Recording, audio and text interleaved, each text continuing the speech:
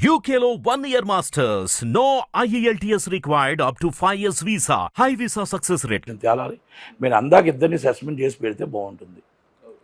ఇద్దరికి ఇప్పుడు అల్లు అర్జున్ గారు తొందరపాటుగా మేము క్యారెక్టర్ మేము మీకు అవకాశాలు ఇస్తామని అన్నారని తప్పేమో అనుకుంటున్నాను నేను. ఎందుకు తప్పు అనుకుంటున్నానంటే ఆయన అవకాశం ఇవ్వచ్చు ఆమెకి.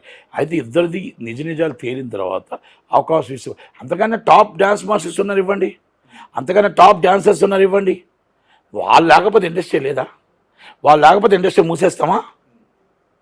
కాదు కదా.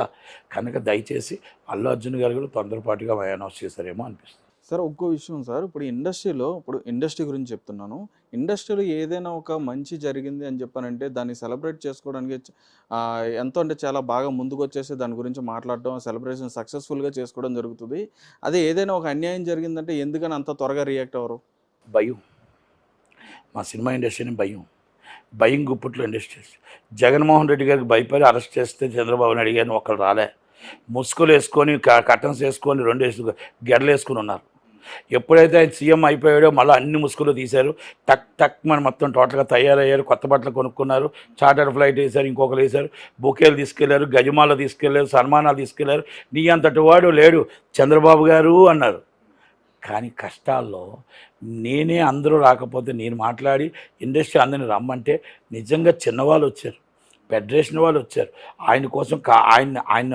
ఆయన కోసం ఎప్పుడో ఉద్యోగాలు వచ్చిన సాఫ్ట్వేర్లు వచ్చారు. ఆయన అభిమానించి కార్యకర్తలు వచ్చారు. జెండా మోసే కార్యకర్తలు దెబ్బలు తిన్నారు లాఠీలతో.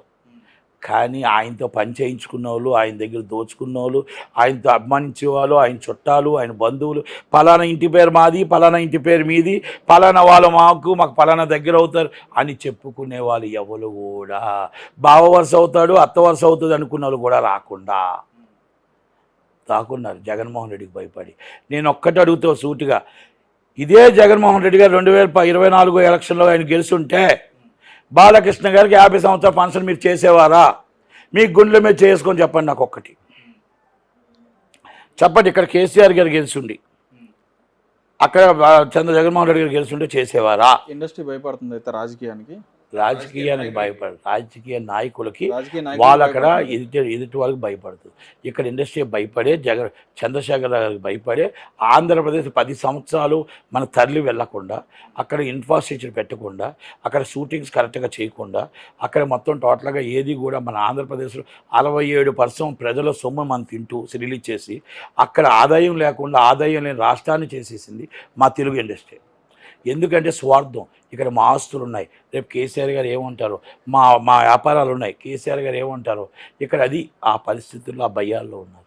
ఆ భయాల్లో ఉండి ఆంధ్రప్రదేశ్ రాష్ట్రం తీసుకొచ్చి నట్టి నడుమైన ముంచేశారు. అంటారు చాలామంది, మేము ఇప్పుడు షూటింగ్లు చేస్తున్నాం కాదు, ఇక్కడి నుంచి మనుషులు షూటింగ్ చేయడం కాదు, ఇన్ఫ్రాస్ట్రక్చర్ అంటే ఏంటి తెలుసు, ఎంప్లాయ్మెంట్ ఇవ్వాలి. అక్కడే మొత్తం టోటల్గా GST అక్కడే కట్టాలి, అక్కడే ఇన్ఫ్రాస్ట్రక్చర్ డెవలప్ అవ్వాలి, మొత్తం టోటల్గా అక్కడే ఆఫీసులు పెట్టాలి. ఇక్కడ 40%, అక్కడ 60% షూటింగ్ చేసుకోవాలి. అక్కడే నివాస ప్రాంతం చేసుకోవాలి మన ఆఫీసులు. ఇక్కడ 2 రాష్ట్రాల ఆఫీసులు ఉండాలి. ఆఫీసులు అవన్నీ ఉండి GSTలు అవన్నీ గవర్నమెంట్ కడుతూ మనం అక్కడ ఇన్కమ్ ట్యాక్స్ అది అక్కడ ఫైల్ చేస్తూ మనం అక్కడ ఎంప్లాయ్మెంట్ కొన్ని 10,000 మందికి ఎంప్లాయ్మెంట్ ఇచ్చి అక్కడ వాళ్ళతో మనం షూటింగ్ చేస్తే మనం అక్కడ గవర్నమెంట్కి అక్కడ ప్రజలకి న్యాయం చేసిన వాళ్ళు అవుతాం. ఇక్కడి నుంచి కారులో వెళ్ళిపోయి టూరిస్టులాగా వెళ్ళి టూరిస్టులా షూటింగ్ చేసుకొని మళ్ళీ తెలంగాణలో ట్యాక్స్లు కట్టి తెలంగాణలో అన్నీ చేసుకుంటే మనం దాన్ని టూరిస్ట్ అంటారు. తాత్కాలిక వీసా అంటారు కదా, టెంపరీ వీసా. అది అంటే వీసాలు ఉండవు కానీ టెంపరీ వీసా అని అంటారు. అది చెప్తున్నామా, టూరిస్ట్ అంటారు. శాశ్వత నివాసం అంటారు, గ్రీన్ కార్డు. అంటే నేను అమెరికా భాషలో చెప్తున్నా. శాశ్వత నివాసం ఇక్కడ కూడా మీరు పెట్టుకోవచ్చు. 2 ITలు కూడా GSTలు 2 GSTలు కూడా పెట్టుకోవచ్చు. అక్కడ ఆఫీస్ అక్కడది, ఇక్కడ ఆఫీస్ ఇక్కడది. ఇవన్నీ మీకు ఎందుకు చెప్తున్నానంటే మనం టోటల్గా భయపడుతూ మా ఇండస్ట్రీలో చాలామంది ఇలాంటి వాటి విషయాల్లో బయటకు రారు. అదే జానీ మాస్టర్ మళ్ళీ నిజం నిర్భయ అయిపోయి మళ్ళీ బయటకు వచ్చారంటే మళ్ళీ జానీ మాస్టర్ దగ్గర బొకేలు గజమాలు తీసుకెళ్తారు. జానీ మాస్టర్కి ఈరోజు చెప్తున్నా చాలామంది నాకు తెలియదు అసలు ఇండియాకే స్టారు, ఆయన ఇండియాలోనే మొత్తం టోటల్గా పద్మభూషణ్ వచ్చింది, అవి వచ్చాయి, చాలా గొప్ప వ్యక్తి అని అంటున్నారు. ఒక్కరు కూడా ఈరోజు ఆయన కోసం మరి ఫీట్ చేశారా? మరి ఎవరు కూడా సపోర్ట్ చేశారు, నాగబాబు ఏదో సపోర్ట్ చేసినట్టు కనబడుతుంది, నాగబాబు గారు చేశారు. ఒక్కటి కనబడుతుంది, మరి ఇంకెక్కడ ఏం కనబడట్లేదు. మళ్ళీ ఆయన బయటకు వచ్చిన తర్వాత అందరూ చెప్పారు. అంటే ఇప్పుడు ఆయన అరెస్ట్ చేయడం జరిగింది, దానిపై నాగబాబు గారు స్పందిస్తూ ఆయన ట్వీట్ చేయడం జరిగింది సార్. అంటే నిర్ణయాలు అనేవి కూడా అరెస్ట్ అనేది ఏంటంటే ఇస్ కామన్ అండి, యాజ్ లాని చట్టాన్ని ఎవరు తప్పించుకోలేరు. ఇన్వెస్టిగేషన్లో తేలుతుంది, ఆ అమ్మాయి పెట్టింది, ఆ అమ్మాయి ఇన్వెస్టిగేషన్ చేసి ప్రాథమిక సమాచారం ప్రకారం కొంత సెక్షన్స్ కూడా చాలా పెద్ద సెక్షన్స్.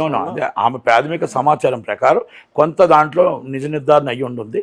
అయిన వెంటనే సెక్షన్లు పెడతారు, సెక్షన్ కూడా లీగల్ ఒపీనియన్ తీసుకుంటారు, తీసుకొని ఆల్రెడీ సెక్షన్లు పెట్టారు, సెక్షన్లు పెట్టిన తర్వాత అరెస్ట్ చేస్తారు, అరెస్ట్ చేసి కొంత ఇన్వెస్టిగేషన్ చేస్తారు. తర్వాత అరెస్ట్ చేసిన తర్వాత కోర్టు వారు బెయిల్ ఇస్తారా బెయిల్ ఇవ్వరా అనేది వాళ్ళ మీద ఆధారపడి ఉంటుంది, కోర్టు వారి మీద ఆధారపడి ఉంటుంది. కానీ ఇన్వెస్టిగేషన్ సాక్షి షీట్ వేసేటప్పుడు అసలు నిజ నిర్ధారణ ఏంటి, ఎన్ని ఎవిడెన్స్ దొరికాయి, ఎంతమంది సాక్షులు ఉన్నారు, ఎన్ని ఎవిడెన్స్ సబ్మిట్ చేయగలుగుతున్నారో ఇవన్నీ ఉంటాయి.